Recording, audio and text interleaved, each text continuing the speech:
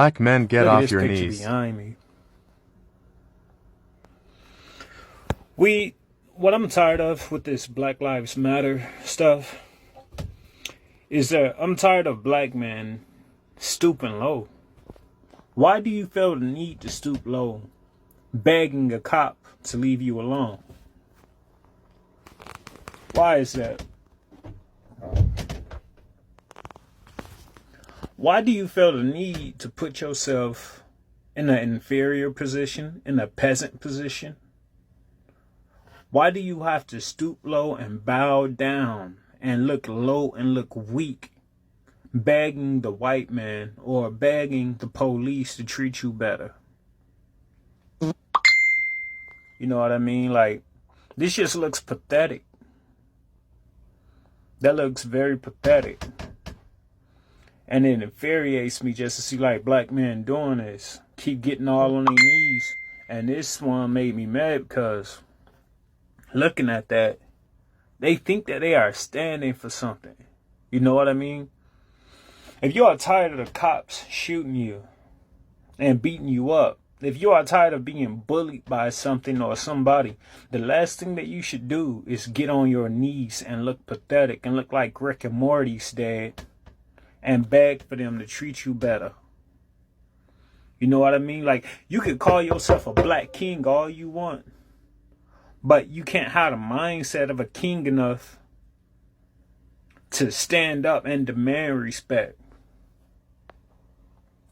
You know what I mean? This just looks way too pathetic. They're on their knees and they grabbing this white dude's legs. And the white dude is supposed to be the one that's like the white guy who's like apologetic for white people, like who's apologetic towards black people on behalf of white people.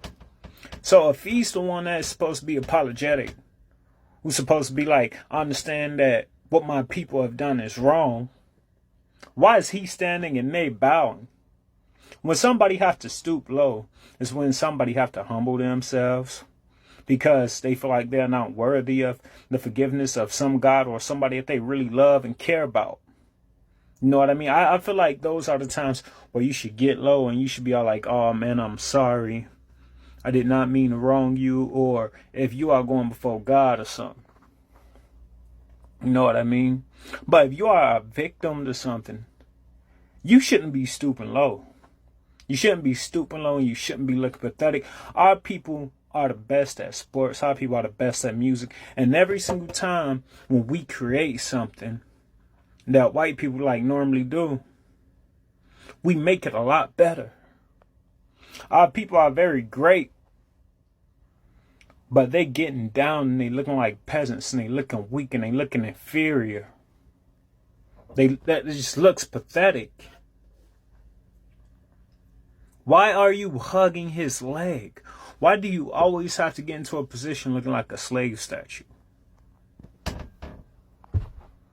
You know what I mean? And this post isn't against white people.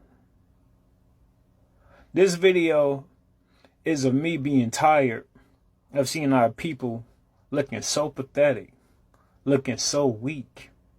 You know what I mean? And there's a lot of people of like different races and so on who would try to tell me, oh man, it ain't like that. But your people was not the one going through this. And I understand that different races of people have different problems. Just like it is very easy to accuse a white man of being racist and white people are being unfairly being accused of being a racist. But that's a white problem. White people don't even have this problem where they people looking pathetic and looking weak and looking low, looking like Rick and Morty's dad over there begging not to be shot, over there begging not to be beat up by the police.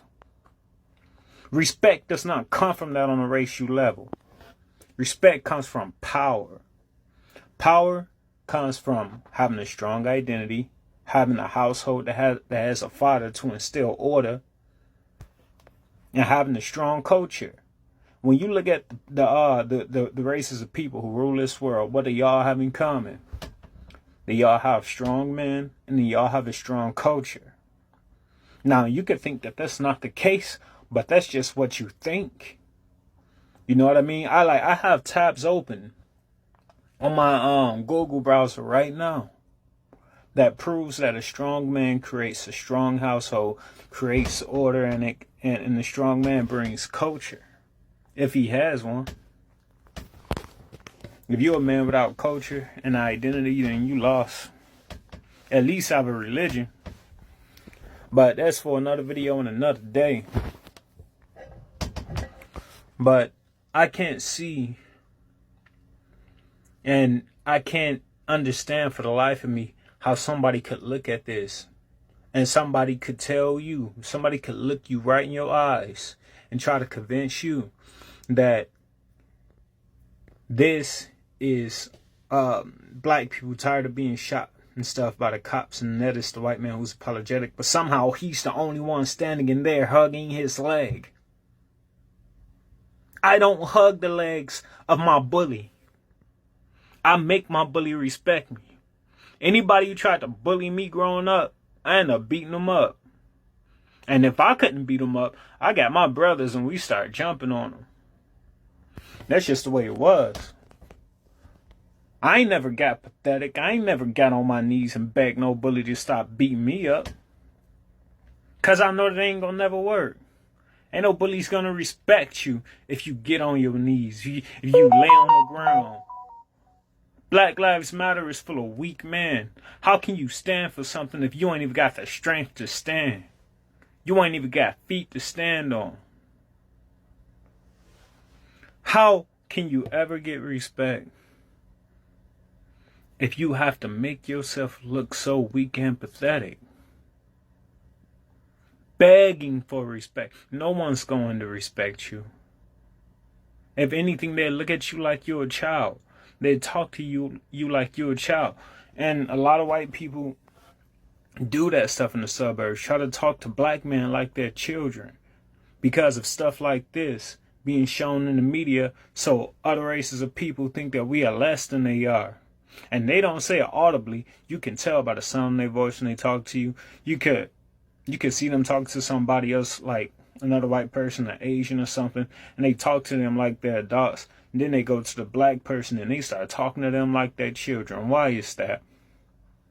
I remember in my one of my earlier videos, I said in the Black Laws Dictionary, to be a minority is to be like a child, unable to manage your own affairs.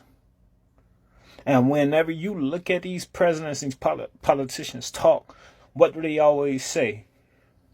What can you do for black people? And so when you look at the word minority, you know the context and the way that they are using the word based on what they say about you. What can we do for black people? Why do they say that? Because everybody else look at black people like we're children and like we can't manage our own affairs. Why is that? Because right now black people is in such a state as a race where where a lot of us don't have a race, we don't have an identity, and we don't even have a culture. So as a people, our people are not fully grown up because a race that is grown up has strong men and they have an identity and a culture, or at least a religion. And our people devalue culture and our people lost, especially if it is our culture. And I'm not talking about African culture. That's like hundreds of cultures in Africa. So when you don't have strong men and you let the nation that you live in try to tell you who you are and what you are, and consistently calling you a minority, and show the context of minority by treating you like and talk to you and talking about you like a child, and you agree, the nations are not going to respect you. The police are not going to respect you. And that's the reason why our people just like this, bowing down, begging to be treated white, hugging some white man's leg. And I hate that because it makes us look weak. It makes us look inferior.